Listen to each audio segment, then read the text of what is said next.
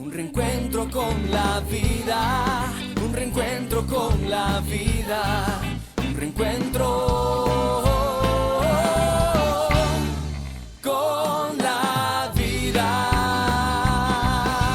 Reencuentro con la vida, con Pedro Caballero. A través de la historia se ha acuñado una frase que dice: todo tiene su precio, e inclusive las personas.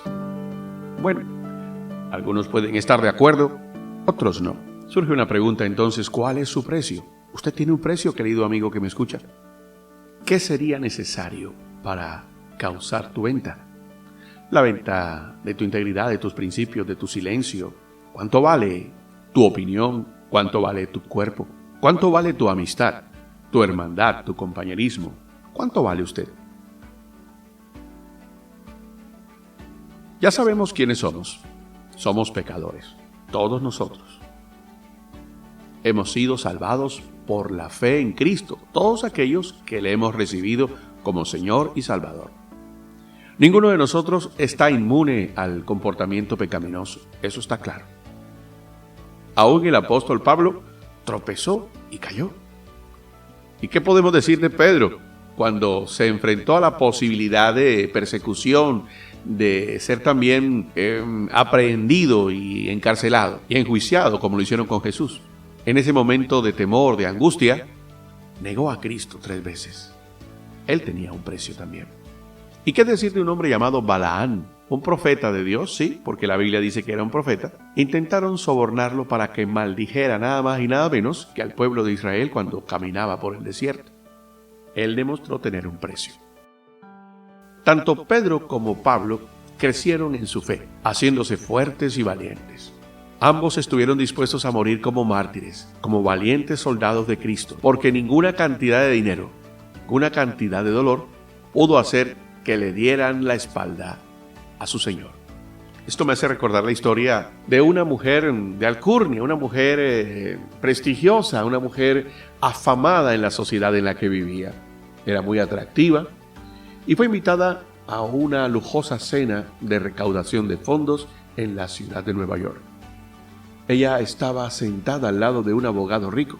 Durante la cena tuvieron la oportunidad de conocerse, estaban platicando, departiendo y lo estaban pasando lo más de bien.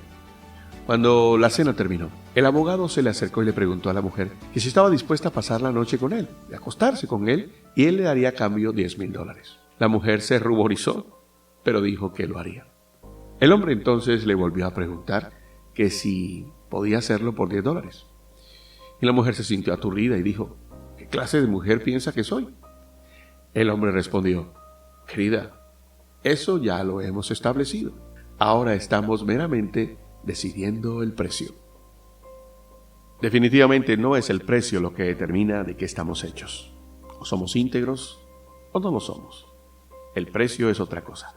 En el libro de los Hechos, en el capítulo 8, encontramos las aventuras que empezaron a vivir los apóstoles una vez que Jesús culminó su ministerio, de haber reclutado a sus discípulos, de haber establecido la obra evangelística en toda la región a través de la predicación, la enseñanza, de las sanidades, de los milagros que hacía. Luego termina de pulir a sus discípulos en esa fase, va a la cruz por causa de la redención de la humanidad, resucita al tercer día y posteriormente asciende a los cielos, dejando mandatos muy claros a sus discípulos de ir y hacer discípulos por todo el mundo, lo que se conoce como la Gran Comisión. En el libro de los Hechos vemos relatos y situaciones que empezaron a vivir los discípulos en obediencia a ese mandato. Dice el verso 4 de Hechos 8: pero los que fueron esparcidos iban por todas partes anunciando el evangelio. Entonces Felipe, descendiendo a la ciudad de Samaria, les predicaba a Cristo. Y la gente unánime escuchaba atentamente las cosas que Felipe decía, oyendo y viendo las señales que hacía. Porque de muchos que tenían espíritus inmundos salían estos dando grandes voces, y muchos paralíticos y cojos eran sanados, así que había gran gozo en aquella ciudad. Dice el verso 9: pero había un hombre llamado Simón, que ejercía la magia en aquella ciudad, y había engañado a la gente de Samaria, haciéndose pasar por alguien grande. Si saltamos un poquito al versículo 14, dice: cuando los apóstoles que estaban en Jerusalén oyeron que Samaria había recibido la palabra de Dios, enviaron allá a Pedro y a Juan, los cuales, habiendo venido, oraron por ellos para que recibiesen el Espíritu Santo, porque aún no había descendido sobre ninguno de ellos, sino que solamente habían sido bautizados en el nombre de Jesús. Entonces les imponían las manos y recibían al Espíritu Santo. Versículo 18.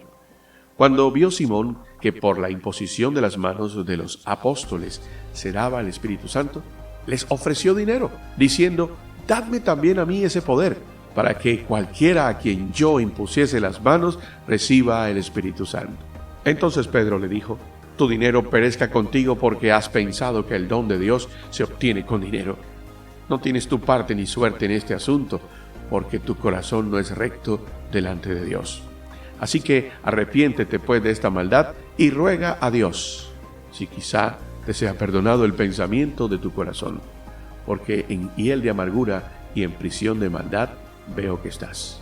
Respondiendo entonces Simón dijo: «Rogad ustedes por mí al Señor, para que nada de esto que habéis dicho venga sobre mí». Queridos amigos, todo tiene su precio.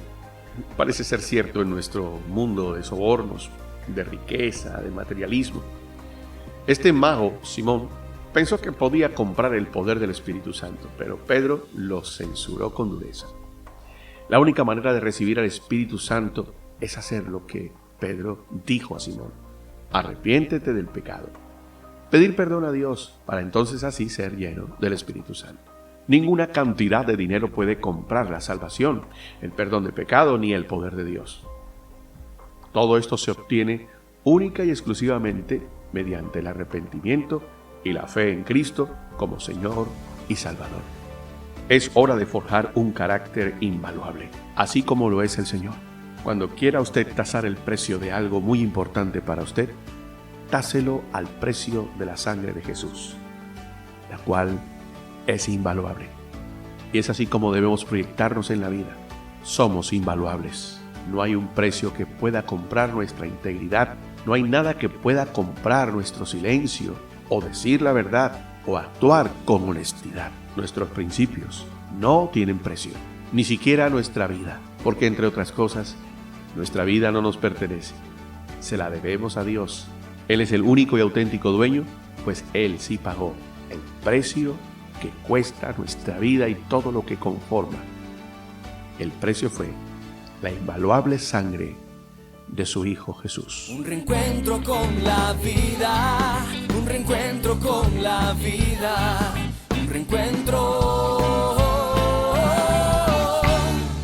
con la vida. Reencuentro con la vida, con Pedro Caballero.